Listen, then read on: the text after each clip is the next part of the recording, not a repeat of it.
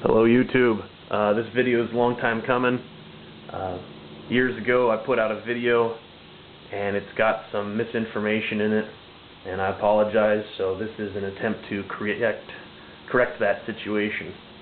It was concerning head spacing. So many years ago I had a pair of go and no-go gauges for 7.62x39, and they were found to be not useful at all with regards to VZ58's. I felt that there was a lot of room in there for varying size cartridges that are, with outside of tolerances, and I just thought, oh well, the firearm's very robust and it can handle it. I've recently spoken to a gunsmith that agreed with me. He said that he uses gauges, but that he could, with 100% confidence, assemble a firearm, VZ58, without those gauges. And he, in great detail, explained to me how it would be done if he were to do it himself. And so I'm going to demonstrate that today for you. I'm not going to press a barrel in and out, but I'll tell you how he said to do it. Alright, so I've classically pressed them in dry, but he said lube them because that gives you a lot more control and you can do fine adjustments. Alright, and what he suggested I do, which I've done, and I really like his method, so again that's why I'm describing it here today, disseminating information. He said lube it up, press it in, get it close, put the assembled bolt and bolt carrier in place, lock them up. You can even leave the dust guard and springs in there, because that'll help lock it up, and then you literally press the barrel into that. And at that point what you want is you want to press it, then you want to press the barrel out just a hair.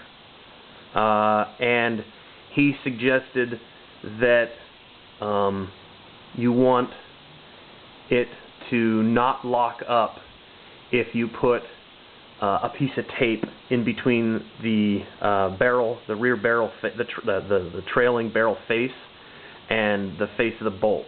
When they're held together, you want it to not lock up.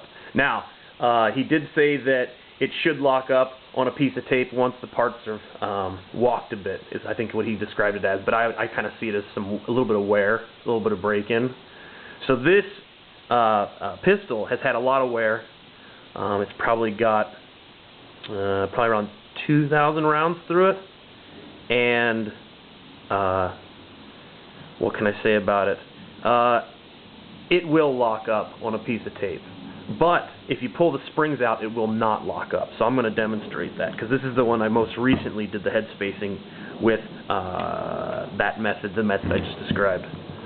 Obviously we're clear.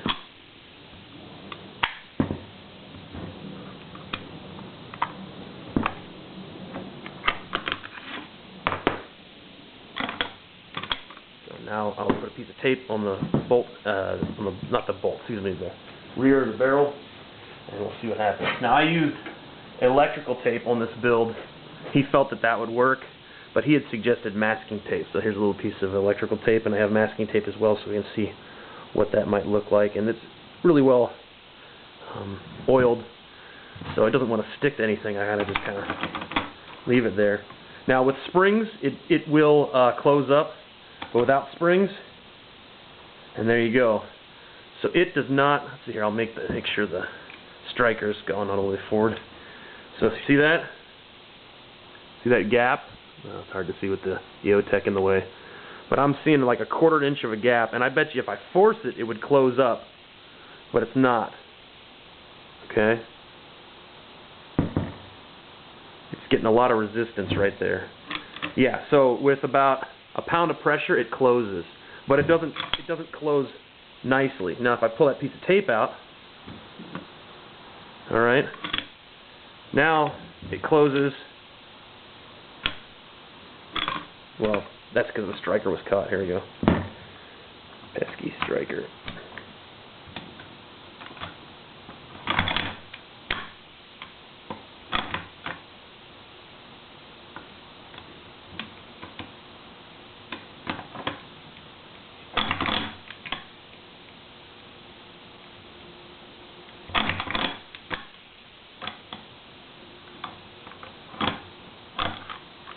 Alright, so watch it. No pounds of pressure required for it to close up. Just slides right in. Okay, so moving on, I'm going to do the same thing. Actually, let's do the blue painter's tape, see what that looks like.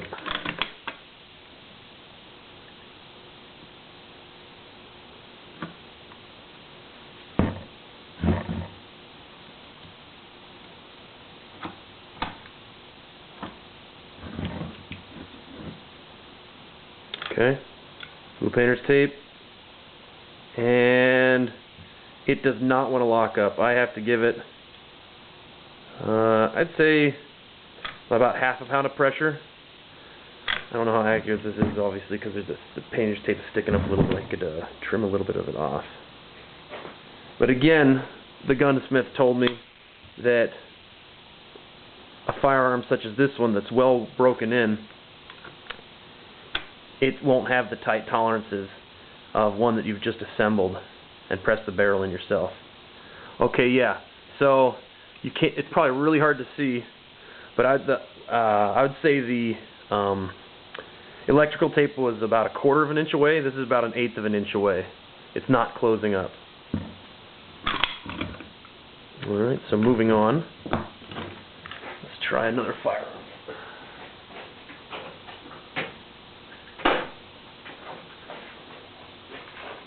Alright, so this is, for the most part, a stock 2008.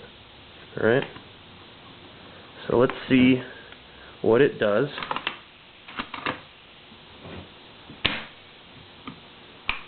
When it has a piece of tape over the face of the barrel. Alright, here's the piece of electrical tape.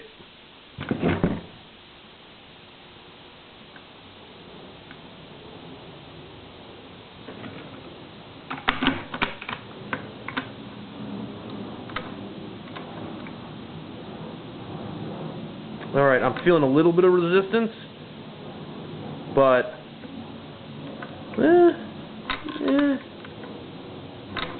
I would say I'm feeling no resistance. Yeah, I'm going to say no resistance. Now this rifle has, I would say, no more than 500 rounds through it, and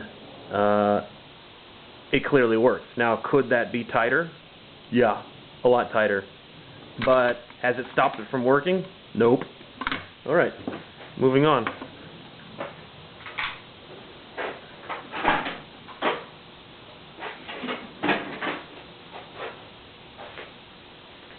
Alright, now this rifle is my personal rifle, and I would say it has probably around 7,000 rounds through it. I've shot it a lot. Okay? Nothing super fancy. Just a rifle. Alright. So this one was the one that I originally took the gauges to. I mean, I actually had a bunch of VZs at the time, but this is one of the ones that stood out. I remember it having a lot of extra room in there, and it's never had an issue. So for the first time ever, let's check the headspace on it using just tape.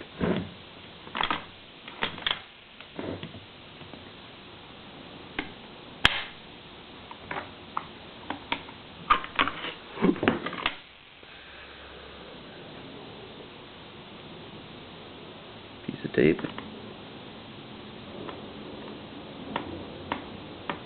Okay.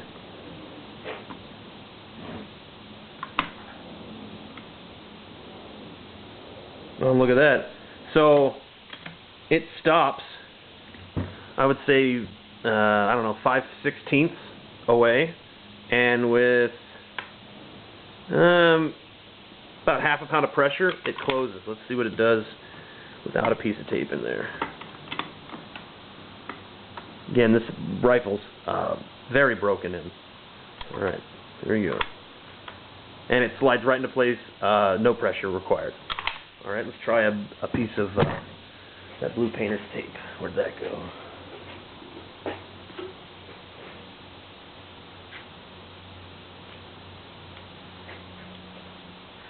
Okay. Blue painter's tape.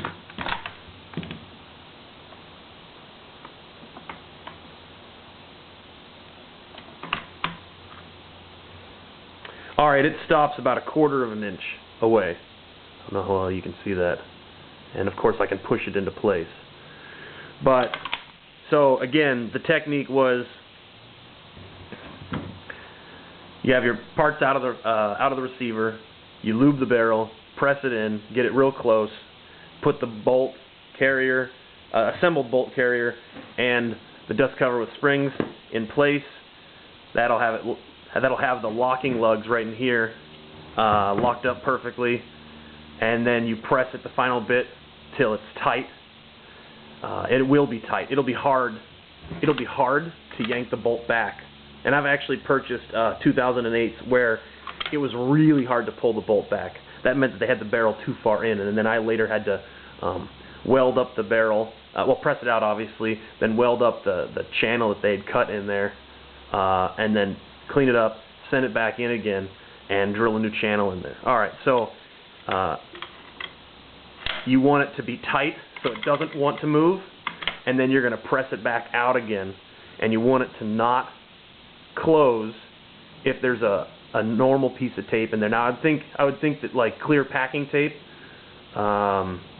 would not work. That's pretty thin stuff.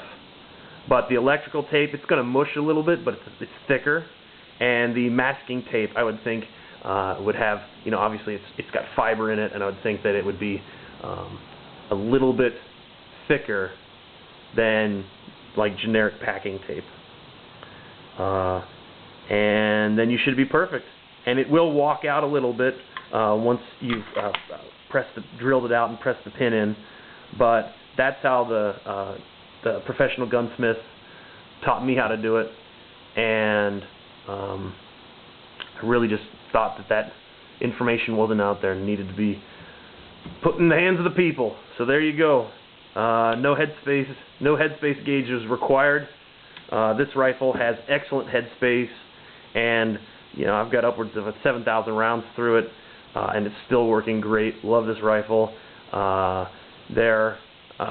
can with some regularity I can recreate it, but this rifle can get 1.5 inch groupings at 100 yards, which I hear is pretty decent.